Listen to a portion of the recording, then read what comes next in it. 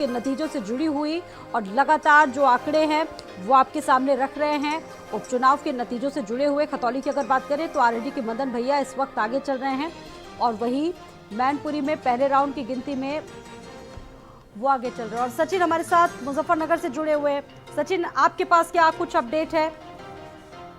पहले राउंड जी सचिन देखिए स्वाति, आपको बता दूं पहला राउंड में तकरीबन 1300 से ज्यादा वोटों से जो आरएलडी प्रत्याशी है मदन भैया वो आगे चल रहे हैं। दूसरे राउंड में भी अभी तक अपनी बढ़त बनाए हुए हैं आरएलडी प्रत्याशी मदन भैया। बीजेपी की प्रत्याशी राजकुमारी सैनी तकरीबन 1400 से ज्यादा वोटों से अभी पीछे चल रही है आरएलडी से। और बताया ये जा रहा है कि शुरू के 8-9 राउंड जितने भी खुलेंगे उसमें आरएलडी प्रत्याशी मदन भैया अपनी सचिन अगर ये समझा जाए लीड है वो बनाकर रखेंगे। 11 से 11:30 बजे का जो वक्त होगा उस वक्त ये जो तस्वीर है लगभग वो क्लियर होने लगेगी, समझ में आने लगेगा कि किस पार्टी की स्थिति क्या है, किसको जनादेश मिलने जा रहा है। थोड़ा वक्त लगेगा, इंतजार करना पड़ेगा लगभग 11 से 11:30 बजे तक का।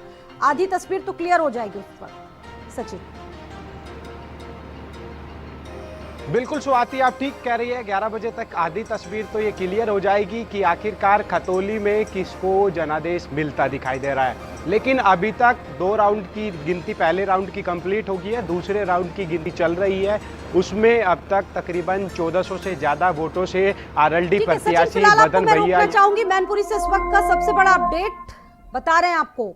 सपा प्रत्याशी 8952 वोटों से आगे चल रही है। डिंपल यादव बीजेपी के रघुराज शाक्य को उन्होंने पछाड़ दिया है। 3416 वोटों से पीछे चल रहे हैं रघुराज सिंह शाक्य। बीजेपी से कैंडिडेट है। मैनपुरी की सभी सीटों पर डिंपल यादव की बढ़त बरकरार बनी हुई है।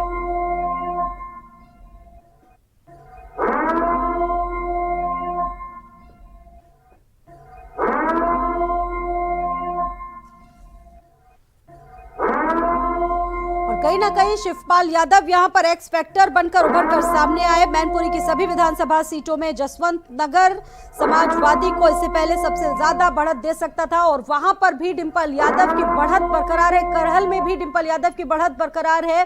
इसके अलावा मैनपुरी की अगर चारों विधानसभा सीटों की बात करें तो यहां पर डिंपल यादव आगे बढ़ती नजर आ रही है। 8952 वोटों से आगे चल रही। वहीं बीजेपी के रघुराज शाक्य को अब तक महज 3416 वोट मिले। ये आंकड़े निकलकर सामने आ रहे हैं, ये अपडेट निकलकर सामने आ रहा है। अब तक मैनपुरी की सभी सीटों पर डिंपल यादव की जो बढ़त है वो बरकरार है, वो बनी हुई है।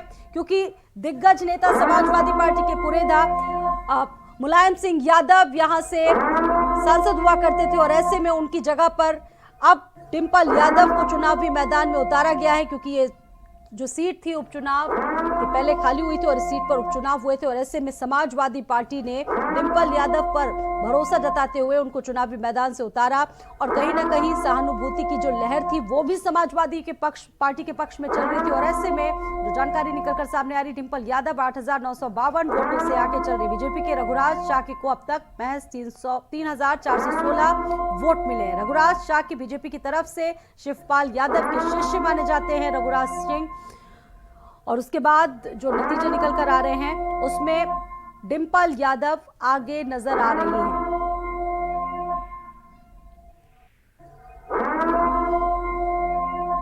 और रामपुर से भी इस वक्त का सबसे बड़ा अपडेट, पहली बार सपा के आसिम राजा भी आगे निकल आ रहे। बीजेपी के आकाश सक्सेना से आगे निकले हैं आसिम राजा।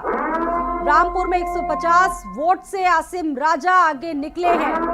रामपुर से इस वक्त का सबसे बड़ा अपडेट, क्योंकि रामपुर पर सभी दलों की निगाहें टिकी हुई थी। क्योंकि 40 दशकों की राजनीति, समाजवादी पार्टी के दिग्गज नेता आजम खान 26 महीनों तक वो सलाखों के पीछे रहे। उसके बाद जब वो सार्वजनिक मंचों से आगे आते रहे उनके कई बार आंसू छलके, बहुत सारे इमोशनल कार्ड खेलने की कोशिश की। अभी हाल ही में जब उन्होंने चुनावी जनसभा को संबोधित किया, लेकिन अभी वो जो जानकारी निकलकर सामने आ रही है, आकाश सक्सेना जो कि उनके खिलाफ लड़ रहे चुनाव, उनसे फिलहाल आसिम राजा आगे निकले। और विवेक हमारे साथ जुड़ चुके हैं और ज्यादा जानकारी देंगे।